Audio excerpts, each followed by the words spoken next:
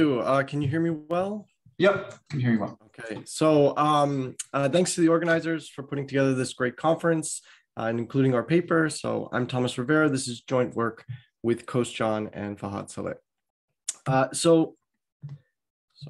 This is a paper that studies the economic implications of blockchain governance. So as we know, blockchains, the sort of key innovation there is designing a set of rules that allows us to govern, maintain, store, and share the blockchain in a decentralized and distributed fashion. So in this paper, we're going to focus on two of the main sets of these governance rules, also known as consensus protocols, which are proof of work and proof of stake. This is, practically speaking, the most relevant consensus protocols. For example, proof of work is the original consensus protocol that governs Bitcoin and Ethereum and many other blockchains. While proof of stake is sort of a rising competitor, right? Ethereum, for example, is planning building the infrastructure to switch from a proof of work to a proof of stake blockchain in the near future. And we have some other rising competitors like Cardano and Solana, which were proof of stake from inception. Okay, so these protocols allow the blockchain network to achieve consensus in this decentralized fashion. And it kind of begs a question, which is, are there certain characteristics that blockchains have that are specific to the way that they're governed, in particular to their consensus protocol? And in this paper, we're focused on one particular characteristic, which is the ability of the blockchain to scale. So what we want to look at is what are the economic implications of scaling a blockchain, and does it matter whether that blockchain is proof of work or proof of stake? So when I say scaling, what I'm talking about is increasing the rate at which transactions are added to the blockchain. So this could be either via increasing block size or increasing the rate at which blocks are added. And this is obviously an important feature for practitioners and users alike, right? A faster blockchain means your transactions clear more quickly, and that should generally derive more utility for using the underlying cryptocurrencies. Okay, this is best illustrated by the ridiculously high cost of gas on Ethereum, which makes sort of average size transactions really, the blockchain unusable when you're making average size transactions. The transaction fees can range up to 100, 200, or even more US dollars for making these types of transactions. Okay, now the main reason why these transaction fees are so high is because of the congestion on the blockchain. So it's natural to think that if you scale up the blockchain, this will relieve some of this congestion, and then this will lower these fees and add utility, especially for smaller size transactions. So this leads to this lay intuition, which is that faster processing is just going to enhance user utility and spur more adoption of the blockchain. And the main results of this paper is to show that this lay intuition need not be correct once we account for certain security implications of scaling. Okay, and we're going to get a differential effect across these two different consensus protocols. In particular, scaling is going to be bad for a proof of work blockchain. So we're going to show how scaling beyond a certain point is going to be self-defeating, generating zero adoption and zero utility. In contrast with proof of stake blockchains, scaling is going to enhance user utility, and it's not going to suffer the same caveats of proof of work due to the security implications. Okay, so my plan now is to just go through the model that we derive these results with, and then I'll explain each of these results for proof of work and proof of stake respectively. Okay, so we're modeling the blockchain as a payment system with overlapping generations of users. So basically you have departing users, they may be holding this cryptocurrency, and then they're going to liquidate it and sell it to the arriving users in exchange for some consumption goods. Okay, the arriving users, they arrive with the consumption goods or endowment goods, and they're gonna decide whether they want to store those goods via the cryptocurrency of the blockchain or via some alternative with a fixed cost, for example, inflationary fiat. Okay, so the users have utility over their end of life consumption. And importantly, they have a disutility from waiting to have their transactions cleared. So this is the role that scaling is going to play in deriving utility for these users. Okay, and the users are also going to have a heterogeneous disutility. So some users may find it very costly to have to wait in the last period of their life to liquidate their cryptocurrency in order to consume, while other users may be more patient. Now, at the same time, we're going to have a malicious agent that's going to benefit from attacking the blockchain and rendering it inoperable. We're thinking here like a denial of service type attack. And the way we model this is we're going to assume that the agent in each period is going to draw a random benefit from attacking the blockchain. And then they're going to perform this attack if the random benefit is greater than the cost of successfully attacking the blockchain. So it has to be sort of incentive compatible to attack the blockchain. Okay. Now, of course, the users, I wanted just to mention that this cost of the attack, we're going to precise and it's going to depend specifically on whether the blockchain is proof of work or proof of stake. So the users, of course, are going to internalize the security risk when they're making their adoption decisions. And this is going to depend on whether the blockchain is governed by proof of work or proof of stake. And they're going to adopt the cryptocurrency as their means of payment if transacting with the cryptocurrency generates a higher utility than the outside option. Okay, so now we can go to the results on proof of work, which is that scaling is generally a bad thing. Beyond certain levels. So, just a little background, right? Proof of work confers control to update the next block in the blockchain according to a computational contest. We know this as mining. This is basically solving a trivial but computationally expensive puzzle. So the control of the blockchain is effectively conferred in proportion to the computational expenditure that you exert trying to solve this puzzle. Right. From the attacker's perspective, what this means is that if I want to successfully attack the blockchain and control the block creation process, it's going to require me to exert a certain fraction of computational expenditure. To clarify, a certain fraction of total computational expenditure, also known as hash rate. Okay. Now, mining is competitive. So we generally expect mining expenditures to be equal to mining revenues. So what this means is that proof of work security is going to depend on the endogenous mining revenue, right? Higher mining revenue means a higher mining expenditure, means a higher cost of attacking the blockchain.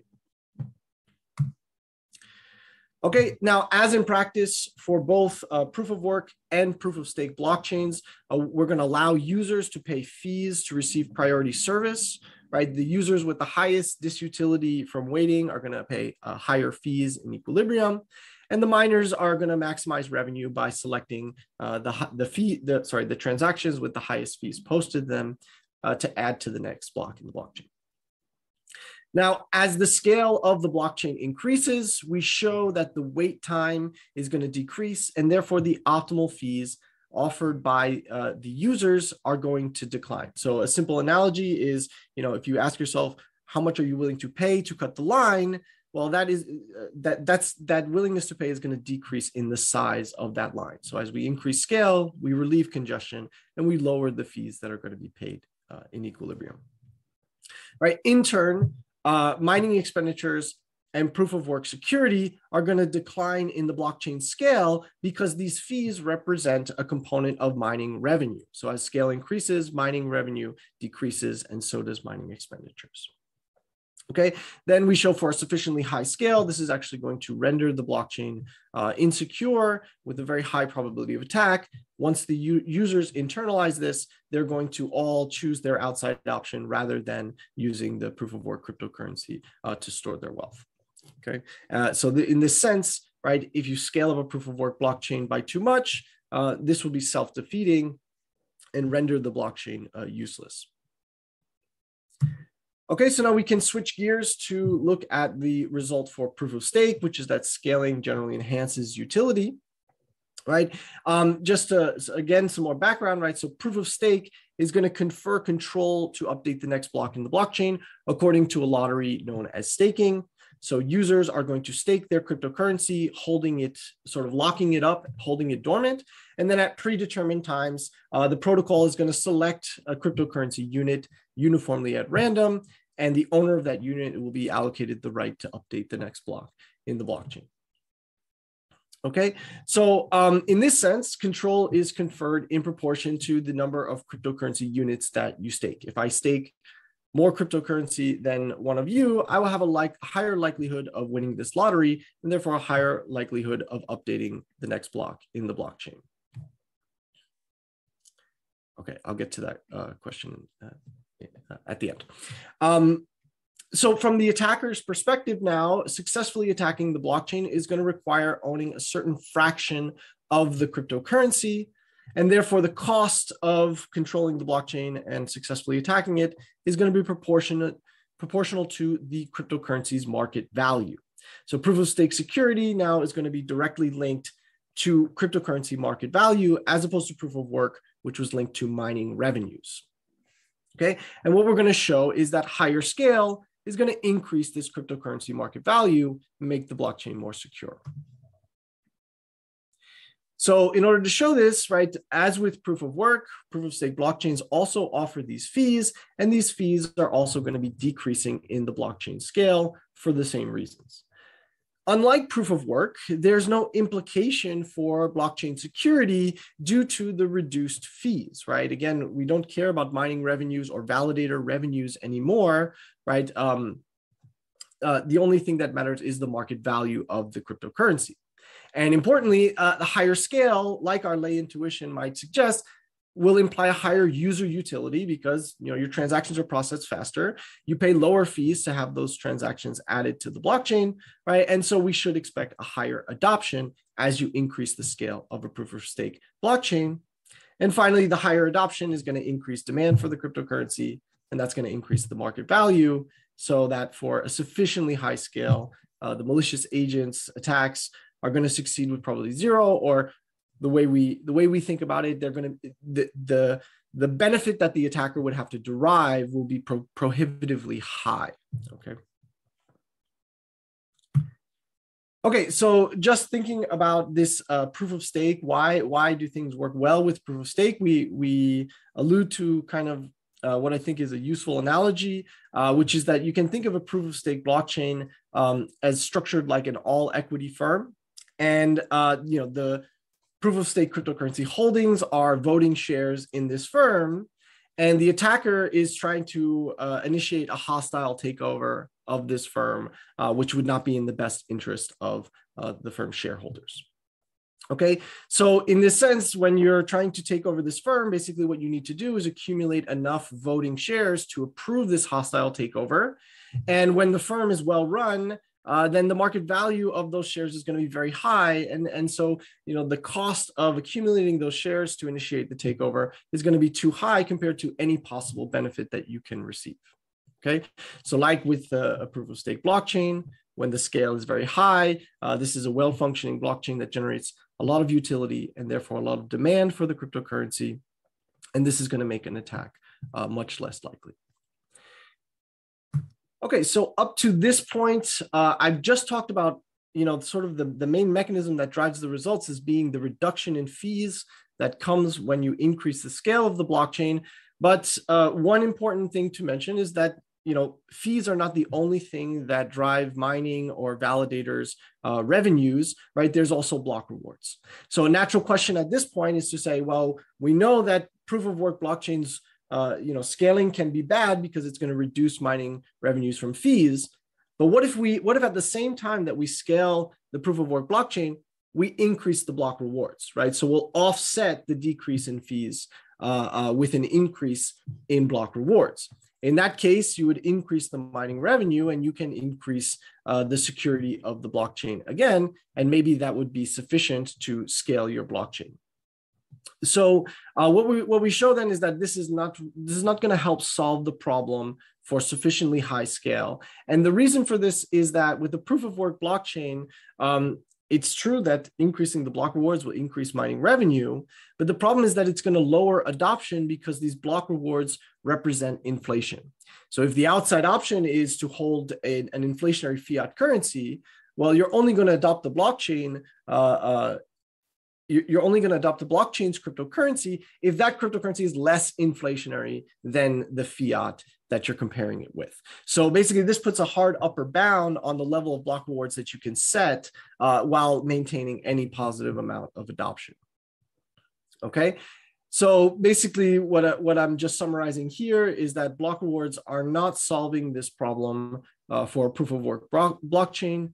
And for proof of stake, well, the block rewards actually don't have any effect on adoption. And the reason for this is that these block rewards are paid back to the users, and the users don't have to exert any costly energy in order to validate, right? It's basically free to validate. The only cost is the opportunity cost of locking up your cryptocurrency. Okay, so this inflationary effect will cancel out in expectation, and so it won't affect your adoption decisions. This is generally thought of as a relevance of block rewards on adoption decisions for proof of stake blockchains.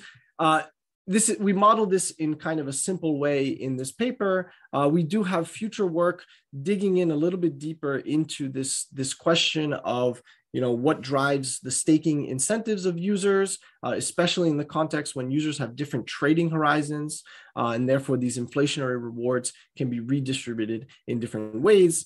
So if you're interested in this, you can find it at this link or on our websites.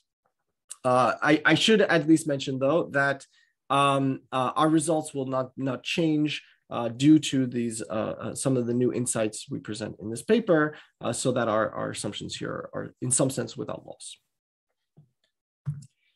Okay, so just a quick conclusion. I guess I'm going a little fast, but for proof of work blockchains, scale and security are going to be in direct competition, inevitably requiring some inefficiency. Right. So if we're thinking about Bitcoin, scaling Bitcoin beyond some certain level will become self-defeating. In contrast, for a proof of stake system, proof of stake blockchain, scale is going to enhance security, user utility, and adoption. And this allows you to avoid this inefficiency with the proof of stake blockchain. And I think importantly, this promotes the use of proof of stake blockchains for decentralized finance activities that may rely heavily on having a high scale. Okay, so moving forward, aside from the high energy expenditure of proof of work, we're providing in this paper some new motivations for using proof of stake blockchains, especially on the aspect of scalability. Okay, so I think that's all I had to say. Thank you very much. Thank you, Thomas. So there is a question by Gustavo. We'll get to it after the discussion. We're actually ahead of schedule. So the discussant is Mathieu Bouvard from Toulouse School of Economics.